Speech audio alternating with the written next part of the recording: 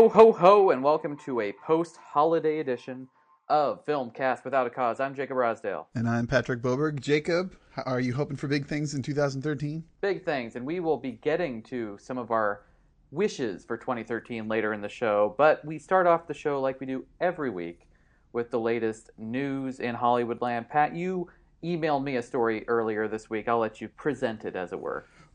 Basically, we're coming up to the time of year when awards are handed out by everybody and their mom, but it seems the only ones that people tend to care about, at least the general public, are the Oscars.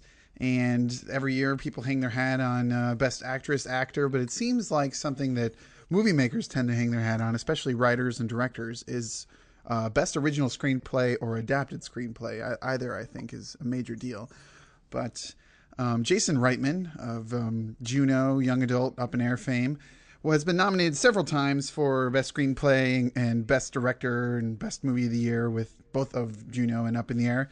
But he came out this year. I don't think he has a film. Did he have a 2012 film? No, Young Adult was last year. I don't think he has one in 2012. Okay, so he came out in support of Looper, but he gave this big, long talk to EW about Best Original Screenplay, and I'll just read a couple quick cuts from it. It's about 4 paragraphs long, but the parts that really deal with Looper, he starts out with, here's a fun fact. You know what Alien, Blade Runner, Close Encounters, and The Matrix have in common?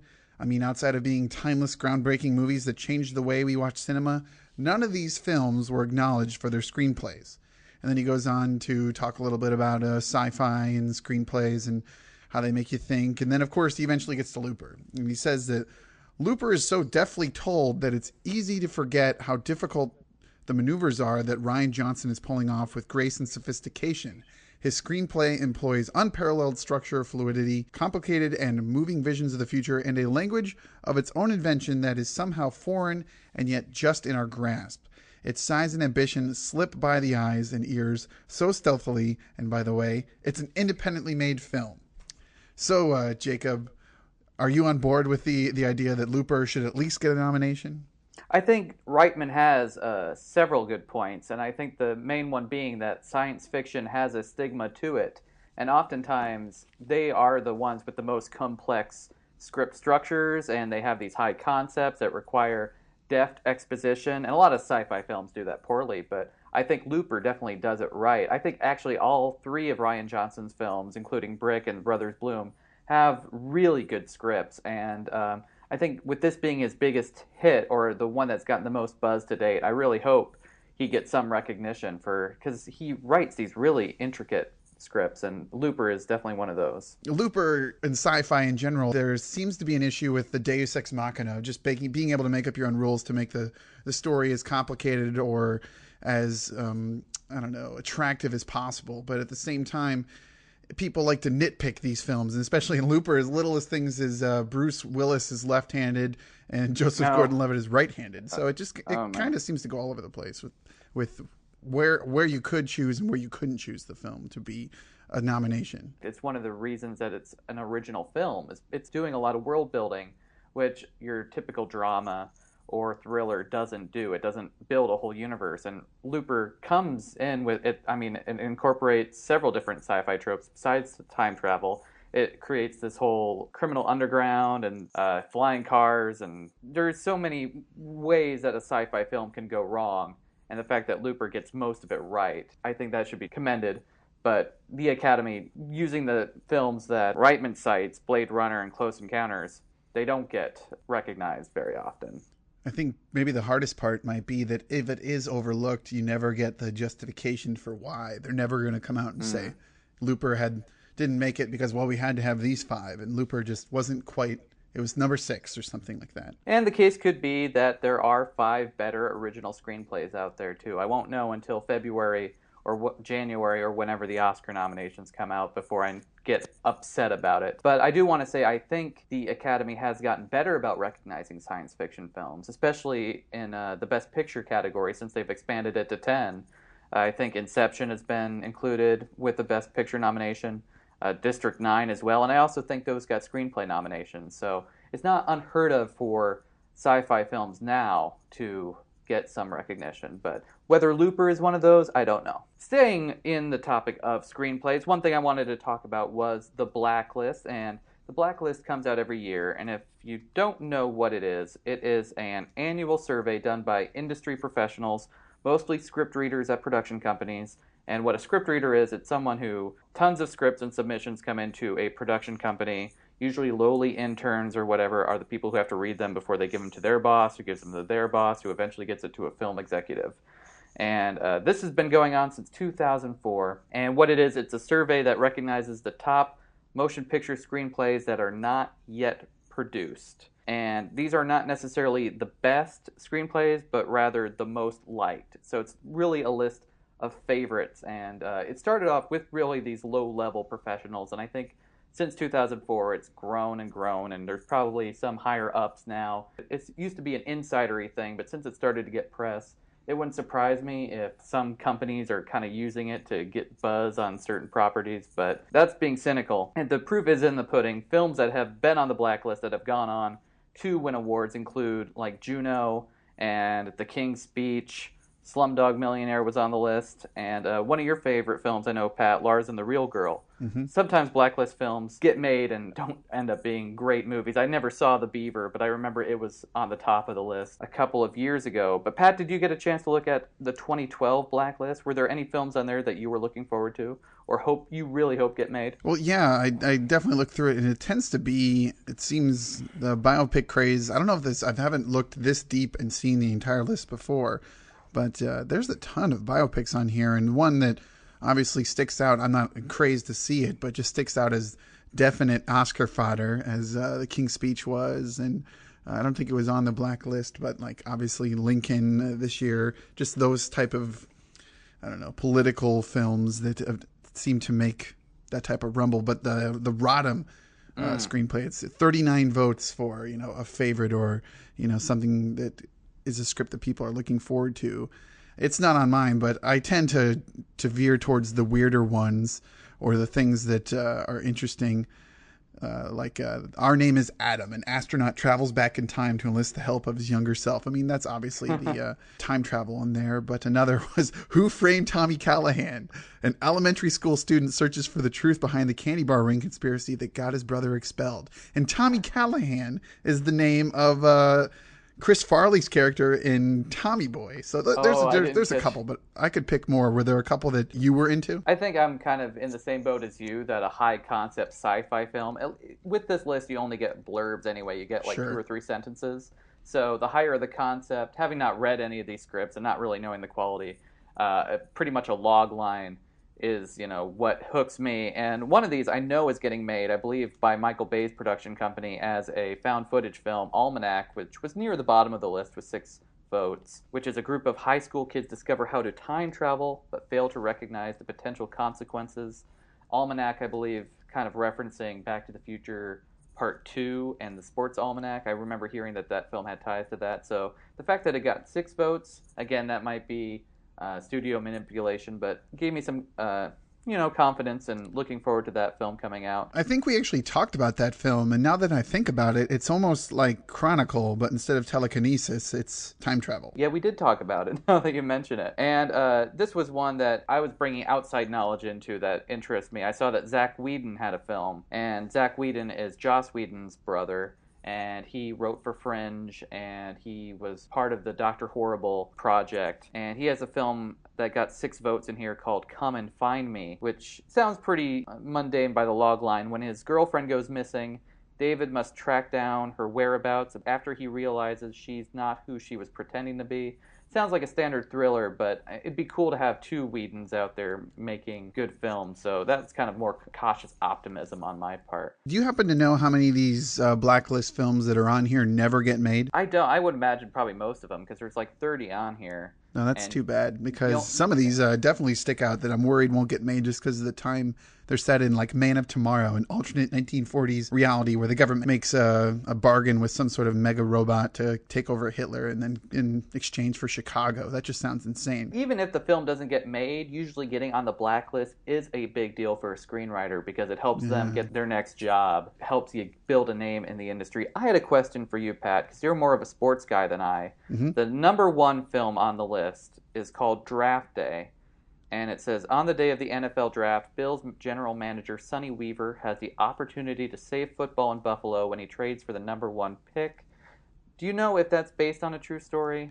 I don't know for certain, but Buffalo they've never had the number one. They haven't had the number one pick in a while. And there is always the worry that they are going to leave Buffalo because their owner, I think, died or retired or sold the team in recent years. I actually thought that sounded like an interesting idea if it's all set in one day, almost like a real-time movie. Okay, that may be part of it. The thing is, that was number one, like that had 65 votes, and the next highest is 43. It's kind of number one there with a bullet. So that's why I didn't know if it was a famous sports story that existed or if it was just a really good script. But well, if it's set like maybe back before, I don't know if who the pick would be if it were like their quarterback Jim Kelly, who's in the Hall of Fame, or one of they had the triple threat. I can't remember who all the three were on the team before when we were kids. But maybe if it was the 80s, that would be the time that it would be set for real. I remember when the Bills were a big deal in my childhood, for sure. Lots of Buffalo starter jackets in my youth. But anyway, if you want to check out the blacklist, go to our website. But this is not to be confused with the website that I don't know the exact URL, but it is a similar name that will review your script and see if it has potential to be an actual movie. There's like a blacklistscript.com or something like that.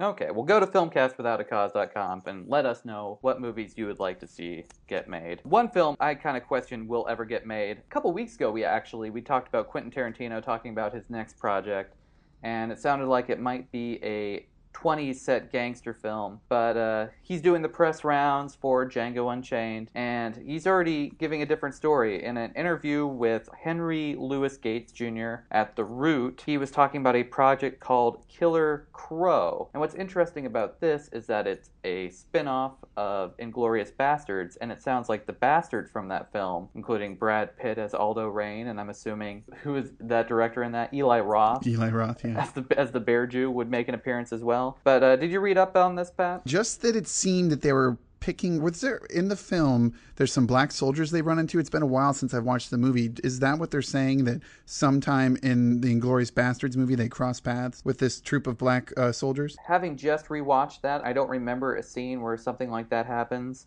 But in the interview, Tarantino says his original idea for Inglourious Basterds was that there would be a smaller story that included a bunch of, as he says, black troops, and they had been effed over by the American military and kind of go, I'm reading... Ape crazy? Ape crazy. There, thank you. They go on an Apache warpath and kill a bunch of white soldiers in, I'm guessing, both the Allied forces and in the Nazis as they make their way towards Switzerland. So it definitely sounds like a very, probably a controversial topic. Yeah, can I just stop for 1 second? When you read that, what was your first reaction? I don't know what my first reaction... because mine was, doesn't that sound like he's making this almost like a slap in the face at Spike Lee? Because ever since there's just like the N-word controversy with Pulp Fiction, him and Spike Lee have been like blood enemies. And Miracle at Santa Ana came out a couple years ago, and it was not very well received. A couple weeks ago, you said you didn't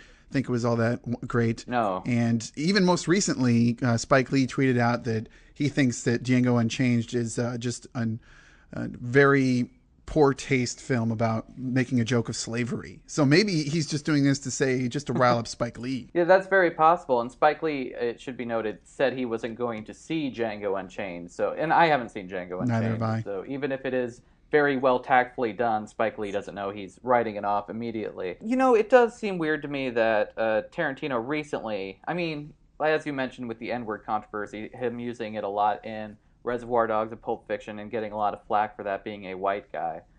He has been, with Django Unchained and with this proposed film, maybe he's trying to have America reconcile with its history with race, and that's kind of interesting, but I don't know if that's a really touchy subject of whether or not a white director or a white artist should be the person to do that. And I don't know if I'm the person to speak to it either. I would see it if it got made. And apparently, this seems to be something scriptwriters and directors do quite often, but he's already written half of it. And he says the second half is, he's just got to figure out how to end it. So maybe it could happen. Yeah, this might have more chance because Quentin Tarantino is a guy who, every time he has a film come out, though, he starts pitching a sequel or a spinoff. I remember Kill Bill, he was talking about how maybe doing a story with the children of the people left behind or killed by the main character in that film. And I remember years ago him talking about doing a spin-off film with the Vega brothers, which I believe Michael Madsen, can't remember what film it would be, but Michael Madsen plays a character with the last name Vega, and of course John Travolta plays Vincent Vega in Pulp Fiction. So the suggestion is that they're brothers, and he wanted to do a film where they, like a prequel to Pulp Fiction, where they would be committing crimes together. But that never materialized, and trying to do a prequel to Pulp Fiction with John Travolta looking the way he does now would be pretty ridiculous. I don't think I could take any of those films being prequels. The only one I'd care for, because it may be the one I like the least, is if they told us what the story was with Brad Pitt's neck in Inglourious Basterds, like actually took us there. Well, that was one of those little details about Inglourious Basterds on the rewatch. You know Tarantino has a story for that. Of course he does. Yeah. You know he has a whole like mythology for Aldo Rain, but we don't need to know it. We can let our own imaginations go with it. Yeah, maybe I'll write some fan fiction. Yeah, I say that, and then if Tarantino was asked that on the red carpet, he would just spill the beans, I'm sure. Enough talk about movies that may or may not happen. Let's move on to the feature review for this week, Les Miserables. In a dream, my life would be. Help me, please, I have a child. So different from this, how I'm living. So different, no, from what is seen.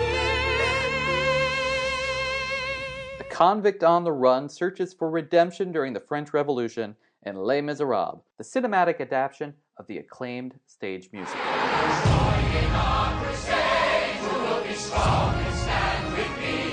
Somewhere beyond the barricade, is there a world you long to see? Do you hear the people sing? Say, do you hear the distant drums? It is the future that they bring when tomorrow comes. While there have been several versions of Victor Hugo's novel Les Miserables committed to the silver screen, no film presentation has reached the popularity of the 1980 musical that won several Tonys, including Best Musical, and has been revived again and again for the past 2 decades. Now, Oscar winner Tom Hooper follows up The King's Speech with this star-studded staging, hoping audiences will want to end the year seeing a film that's title literally translates to The Miserable Ones with their families. Movie musicals have had a rocky track record over the past decade. For every Chicago or Sweeney Todd, there was a Phantom of the Opera or Rock of Ages. Not knowing your personal history with the Les Miserables stage musical, I'm not going to ask you how the movie compares to the rotating stage of the theater, but I will ask if you enjoyed Les Mis as an afternoon at the movies. It's funny to say afternoon at the movies because that's when I did see it, but I would say this is probably the antithesis of a true afternoon movie unless you are sitting with your grandparents and have nothing to do, because it is such a dirge at times that it is meant to be seen at night, with just in the dark, because most of the film is at night and it's underlit. But for everything that's completely beautiful about it, just to move into my opinion, it seems like some of the cinematography and editing are the issues with the film, and it seemed to assault the audience. Like before, when the first trailer came out, and they shot all these awesome wide shots of Jean Valjean in the slave pit pulling in a giant boat. I was like, wow, this movie is going to be spectacular and it's going to look, immense. But within the first 45 minutes, it seems like everything is a super extreme handheld close-up.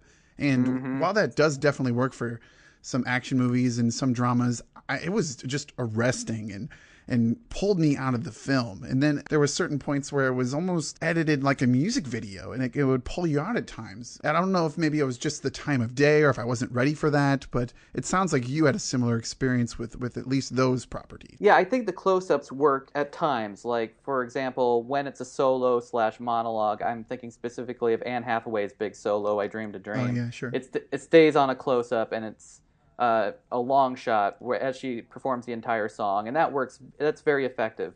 But if I were to someday work for the movie Police, I would take away Tom Hooper's wide lenses. He wouldn't be allowed to use those anymore. And this is something I noticed in the King's speech that he just kept repeating in this one, where he would find a distressed wall and he would stick his subject in the corner and tilt the camera slightly. There's so many shots that are just funky looking wall, character in the corner, slight Dutch angle. And it was really... if you're not someone who cares about composition or mise-en-scène, it's not going to ruin the movie for you. But if you're someone who, like me, looks at every shot and tries to figure out the reason for why it is, this film will annoy you immensely. But if you can get past those kind of formalist tics, the mere strength of the source material elevates it to be a movie that's definitely worth seeing. Are you like me? Are all the songs still in your head floating in there? Well, at least Anne Hathaway's song. It's in the trailer. That's a beautiful song, and there's the do score that keeps popping up and everyone sings over. That's just mystical in a way and very fancy. But the stage versus the screen, on stage, I've seen a video of of one stage setting where it's just people singing the songs with an orchestra behind them. I've never actually seen the musical with a full-blown set. And I don't know if the story from the stage to the screen, without knowing the complete story or the original novel, if it translates in the best way to what you see in this film. That it seems like there's connections that are lost in people's backstories and their motivations that kind of, over the 229 that the film is, you don't really understand why somebody is completely dedicated to a cause and then just drops it at a whim. I see what you're saying. I think that's a victim of the film condensing, and I don't think the musical lets those relationships or motivations breathe either, but they are condensing a rather large novel down to a 3-hour plus stage musical, and from that cutting out probably another half an hour at least. So it does feel a little rushed. I do still think the base story of Les Miserables, the story about Jean Valjean and his quest for redemption, and it's very Shakespearean, and it's one of the, I think, best stories ever committed, not having not read the book, but I just really got invested in his story. Even though things feel rushed, I still really got engaged with this, and a lot of that is performance, but I think most of it is just the strength of the raw story and the arc that character takes throughout the film. Can I just say that when we briefly touched on Anne Hathaway and how her song and how it's one long take, I found that to be maybe the most breath-holding moment I've experienced in the cinema all year. Her solo and her performance there is everything it's cracked up to be and more. If I were to cut that out, I'd say that is just her portion is a great single short film. It almost, to me, kind of blunted the rest of the movie with how good her performance is, and that song by itself. I can see the idea that it peaks with Anne Hathaway. That one performance, though, there's something interesting that Tom Hooper did with this musical that hasn't been done before, or if it has been done, it hasn't been done on this large a scale, is that it had the actors singing live as they were filmed, and they would digitally erase the microphones and add the score later. I do think that is a very effective way to do musicals, at least for the performances, because I think that's how we got that Anne Hathaway performance. It emphasizes the character and the emotions over the musicianship. So, I'm not going to go out and buy the soundtrack to the movie because I don't want to hear her crying, but watching it on the screen, it creates a much more effective scene than I think has probably been done in any musical in recent memory. That's interesting too, because after I just watched Rock of Ages a couple weeks ago and talked about it when we did the Hobbit review that you weren't on, and that film, it's a musical that I don't really like to compare with this because this is much grander, and I generally liked it more, even if I sound like I'm negative on it. It just, I don't know if that's because they were doing the lip syncing that made it feel like a music video that was very poorly composed, and at no point was I feeling that nobody in this film was singing.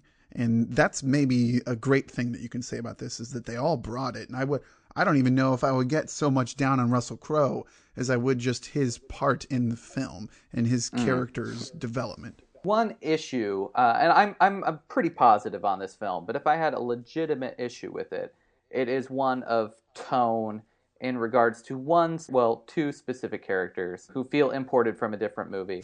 And that would be Sacha Baron, you know who I'm talking about already. Absolutely. Sacha Baron Cohen. And Helena Bonham Carter, exactly. And I get their purpose in the film is to provide comic relief, and that's the same as in the stage play. Otherwise, it's very serious and very dark film. But the tone is far too turned the other way, where it becomes a cartoon.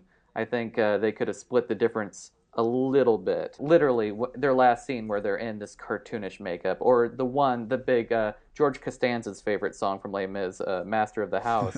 There's so many little cartoonish little bits in that where I could hear the audience kind of losing it in the sold-out screening I went to. But that's definitely my major complaint, is just how the tone would rubber band just anytime one of those two characters showed up on the screen. I think that's a really good observation, because if you look at how things can be put on a stage and just you see everything from the same vantage point all the time, whereas in this movie, the way that Tom Hooper presents it, everything that is going bad, and everybody has something going bad at some point outside of those two characters, it is just dirty and mucky in a way that you've never seen a musical really shown.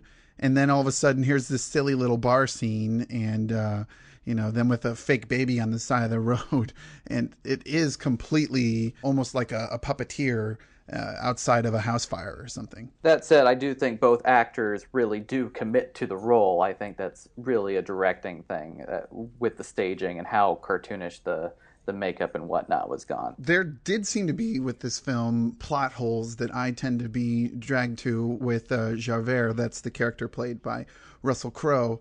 His resolution seems to be very similar to when Jean Valjean he's been absolved by this priest for not, taking him as a silver thief. And then he makes this decision to go on with his life and better himself and live through Christ, or however you feel to see it. And then Javert seems to have a similar experience involving Jean Valjean. And then his choice is almost to the point of, why would he make that choice? It seems like several times that happens, especially at the end, where I don't know if they didn't know how to, if the original novel does this, or if the stage does it, or if it's just in the film. But all these characters at the end almost seem to just wrap up their story in a flash. And I had the same issue with Marius, who we haven't really talked about, with the whole French Revolution issue in this film. But there's a French Revolution, and something happens with Marius, and he has to deal with it afterwards.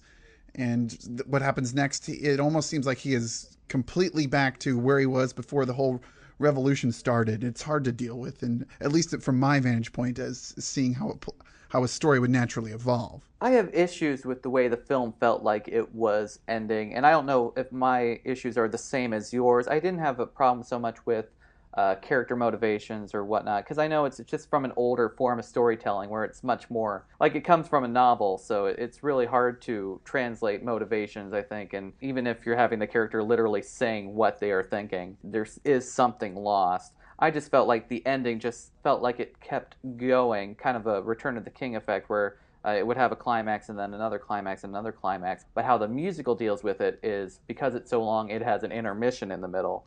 And it reminds me of a friend in grad school who says any film that's much over 2 hours should have an intermission. And I think maybe that would have helped with this film, because then I would have gotten a little less impatient as the ending was rolling along. Especially when you get to the end and you have to remind yourself exactly whose story do we care about the most. Oh, it's Jean Valjean, not the people, not the girl that he's seeing after, or Marius. Where's the resolution supposed to be in this storyline? Well, if I were to recommend it, I would say if you want to see it on a giant screen, that might be the way to go, except for that shaky camera issue. Every time that there was a shaky camera, I almost felt like this never happens to me, but there was almost an issue of motion sickness because of how tight he was on people's faces. So if you don't see it in the theater, don't feel like you're missing out on it just because if you have motion sickness issues. Well, I did not experience those motion sickness issues. I highly recommend the film as a theatrical experience, as long as you're someone who likes musicals. If you're not, then this is not for you, because there's hardly any dialogue that isn't sang. Or isn't sung, whatever it is grammatically. And it actually felt like it's the rare thing where you're going to a movie and it feels like an event. It almost feels like going to the theater because it is so luxuriously staged, and the communal experience I felt that you get with the theater. You win. That makes much more sense. It is definitely an event film. Les Miserables is rated PG-13 for suggestive and sexual material, violence, and thematic elements. When we come back, we will be talking about what's new on DVD. New on DVD in the coming days. After weeks of there being half a dozen or so releases building up to Christmas, it's pretty slim. December 31st brings us one new release, and that would be Rian Johnson's Looper, which we talked about earlier in the show. That's making I have a birthday coming up, so I'm hoping Looper shows up underneath my birthday tree. And the next day, a film I missed never even came to my town, Cosmopolis, the latest by Cronenberg. Very mixed reviews on that, but I'm still very curious to see that. Pat, Christmas time. Did you get anything underneath the tree? Any movie related stuff? I got a air popcorn popper. That's about it. But that Marita and I have only done our exchange. I haven't got any distant family or anything like that. So maybe I'll have a DVD to report, but nothing too special.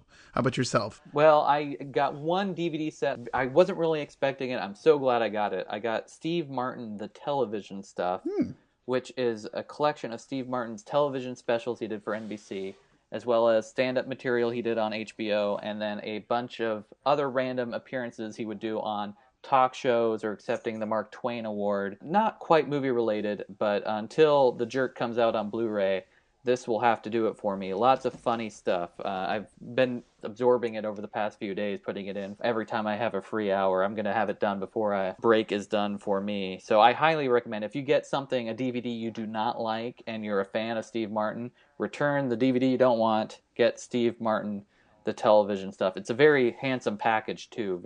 If packaging is something you're impressed by, Shout Factory did a good job on that. And I also saw a movie, one of the most talked about films of 2012, I think, among certain circles, at least action fans, was The Raid Redemption, which I'm just going to call The Raid because I think adding redemption to the end for a film that's not a sequel is just kind of silly and confusing and stupid. And I don't even know who, after seeing the film, who is actually having redemption.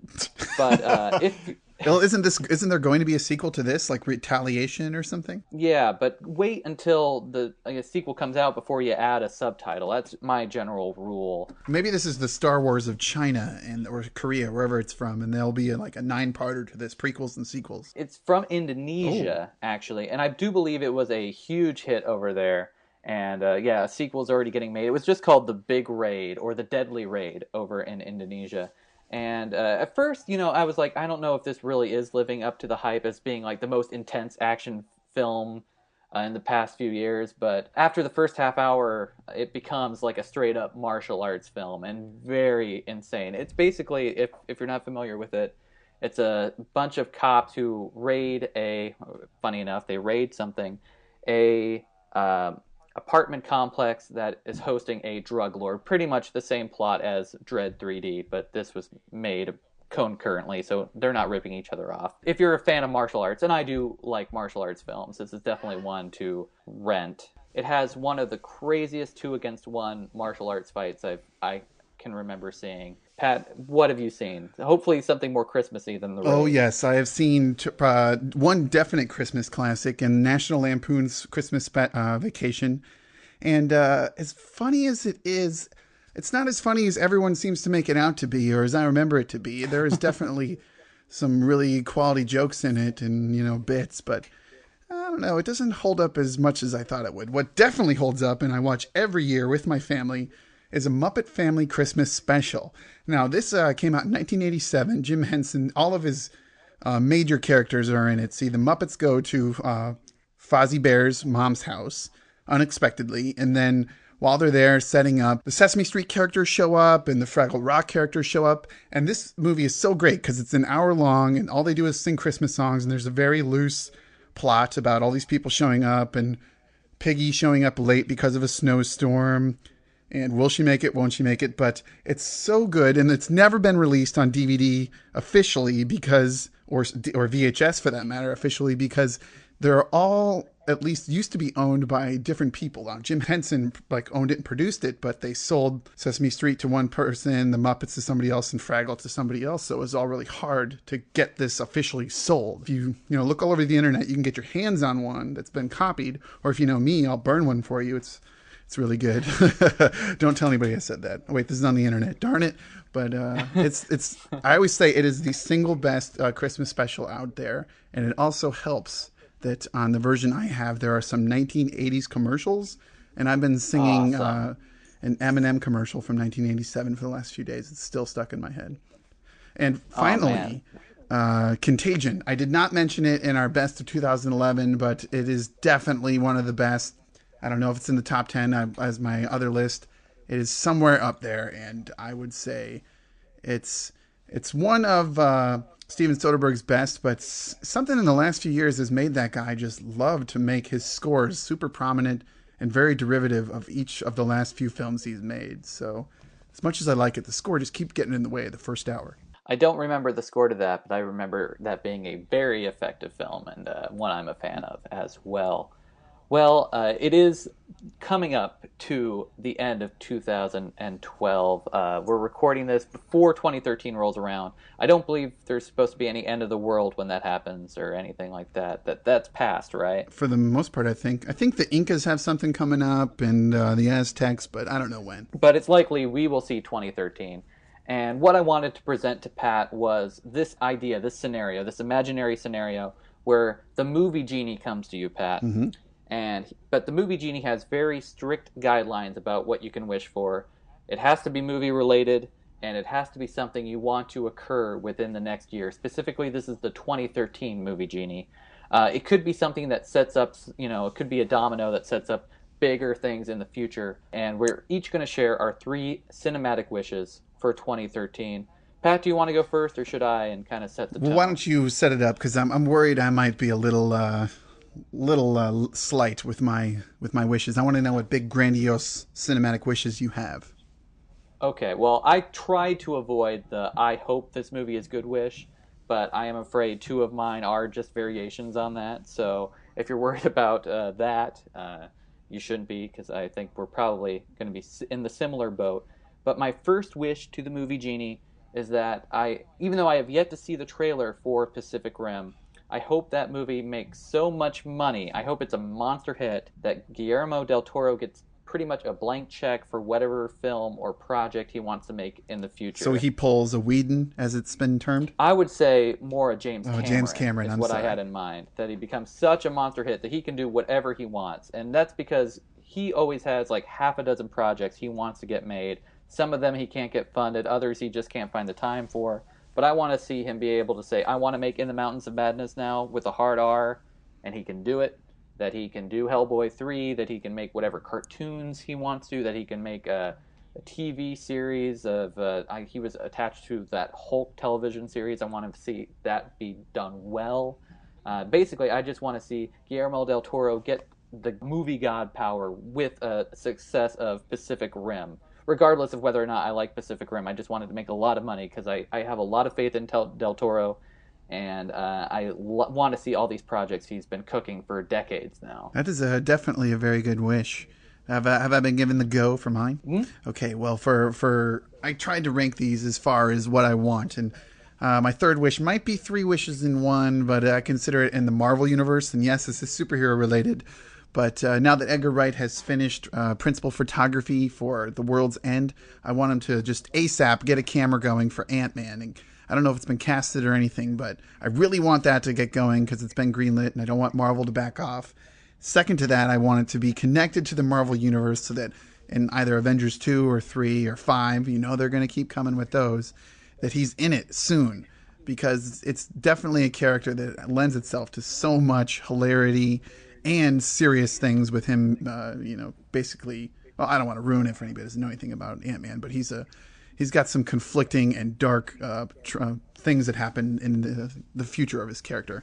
And beyond that, in this immediate year, a film that we will see, I want Iron Man 3 not to be too dark. As much as I like Dark Knight, and I liked the moments in Iron Man 2 where it got dark, I don't think that dark superhero movies are the bastion of the future and what can make them, the best thing ever. If anything, if you can see the Avengers as maybe not the best thing ever, but maybe the most perfect superhero movie is Iron Man. The darkness in that film is probably when he is being held in an Afghani cave. And then for the most part, it's pretty light and fun after that. But it's a good model to follow for. Sure, it can be dark, but don't get too dark. I can get behind every piece of that. Yes. Oh, and I can say one more thing. Similar to your wish for Guillermo del Toro, if Ant-Man starts right now and it becomes even a modest-sized hit of Captain America proportions, that would propel Edgar Wright into the world where people know who he is outside of Shaun of the Dead. Somebody made that film. This is the guy that made it. I want him to know that. I want him to get the what he's due. Great. Well, my second wish has less to do with a specific movie, but more of a trend I would like to see get started in 2013. And instead of gimmicks, we hear a lot about 3D and high frame rate 3D or D-Box. I want to see theaters looking, in order to attract audiences, looking at the theatrical experiences that a place like the Alamo Drafthouse gives in Austin, Texas, and I hear they're opening one in New York City. And I know there's another Alamo somewhere. I think there already is one in New York City. I think they're going to open one in San Francisco. Okay. Oh, great. Well, anyway, if you're not familiar with the Alamo Drafthouse, it's pretty much a brew and view made for serious adult moviegoers, and they are very strict about their enforcement of texting and talking. And even if it's just on the small level, if a big chain would just adopt occasional adult or film fan skewed screenings where they have an attendant or a movie ninja present the whole time to keep people from texting or talking, just to give people a reason to go back to the theater because they know they're not going to be annoyed by teenagers or whatever. If that starts in 2013, I would be very happy because I love going to the theaters, but don't always love theater goers. Fantastic. I'm going right back to a specific film with my second cinematic wish, and that would be Shane Carruth's film that's coming out at Sundance in a couple of weeks, Upstream Color. I want this film to actually go modestly wide. If it just goes like Beast of Southern Wild wide, where, say 1,000 screens, it's great. I just want to see it because I'm worried that it won't come to Des Moines. And if it doesn't come to Des Moines, chances are it won't make it down to North Carolina either. And have you seen both of the trailers or teasers for this film? Yes, I have. They do what most trailers or teasers should do. Give you enough to make you perked and wonder what's going on and say nonsensical things over and over again. Like in one of the second Upstream Color teaser, they keep saying, they could be Sterlings. Oh, they could be Sterlings or Starlings. Like, okay, that's a bird. I know that much. What are they talking about? But I really want to see this film, and it's all Jacob's fault. He showed me Primer initially, and now I just want to know everything this guy does. Yeah, I want to steal that wish almost, because I'm pretty sure, because with the proliferation of on-demand, it probably will have a very small release and then also go have same-day on-demand or something like that. But I want to see it on the big screen because I didn't get to do that with Primer, which is one of my favorite movies. So I would steal that wish. But let's hear your number one, Jacob. What do you want most actually. Of all? Well, mine is very specific, and it's going towards superheroes. I want Man of Steel to make Superman cool again, proving the Patrick Boberg of summer 2011 very, very wrong. Pat, do you remember your initial reaction when the first production still of Man of Steel came out? Well, considering I don't like Superman in the slightest, I probably thought it looked terrible. You said this movie is going to suck. That's what you said based on one single image of Superman. I'm sorry. I don't like all-knowing, all-powerful superheroes. And I don't know. And then you throw Zack Snyder on top of it, and I don't know. I'm still a little worried. But it's better to go in worried to a film than to go in with ambitions that this is going to be the biggest movie of all time. Yeah, that's true. But I just want Man of Steel, even if I don't love it, I just want to be good enough where you can go, I didn't hate it. You just want everybody who listens to this podcast to know how knee-jerk I can be. Yeah, a little bit. But no, true. I am a Superman fan. I wouldn't say he's my favorite superhero, but I definitely appreciate him as being the definitive superhero. And there are a lot of people who don't like Superman for the reasons you made. So if they can find a way to give a fresh coat of paint to that character, I would be very excited about Superman. And I just want to see your heart grow 3 sizes the day Man of Steel comes out, as it were. What's your third wish? I hope you don't wish that Man of Steel is god-awful. Oh, no, that's terrible. I would never wish something terrible on someone unless maybe it's Michael Bay. That's not true. I wouldn't. Yeah. But I want, for my number wish, the best film of the year, and to win the Oscar, to win all the awards for that matter, to be an original work of fiction. I don't want a biopic. I don't want something adapted, even something like Argo, which is adapted from CIA documents. I want it to be like Looper, like Inception, like Contagion for that matter. Something that you can see and say, wow, they made this idea specifically for film. This isn't a franchise piece that started from a series of books. Even if it came from a book that no one knows about, I'd be okay with that. But to be something that I really like and want to hang my fandom on or my appreciation on is a movie that was written for the screen and comes from nothing other than somebody's thought, some blink of idea in their thought, in their mind. If that ends up being Upstream Color, kudos to them. But I don't want to say that's going to be the best movie of the year. I'm just highly anticipating that.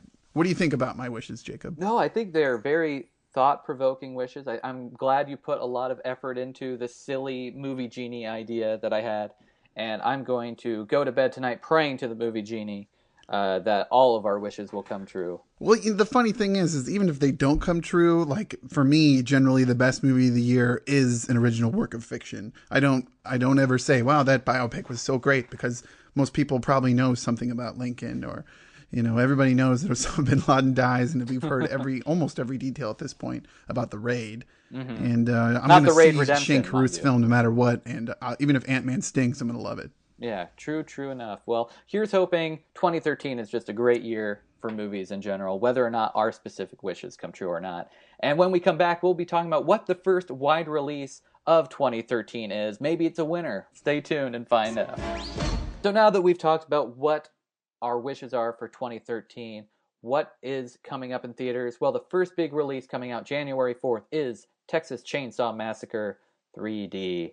Which I don't know if it's a remake of another remake of Texas Chainsaw Massacre, or another sequel to Texas Chainsaw Massacre from the Michael Bay studio. I don't really know. I believe it's a remake. Is it a remake? They're remaking it again, huh? I think so. Oh, boy. Well, I will probably not see that. And thankfully, we have a bunch of other films to choose from since the holiday deluge, including Django Unchained, which we will be reviewing next week.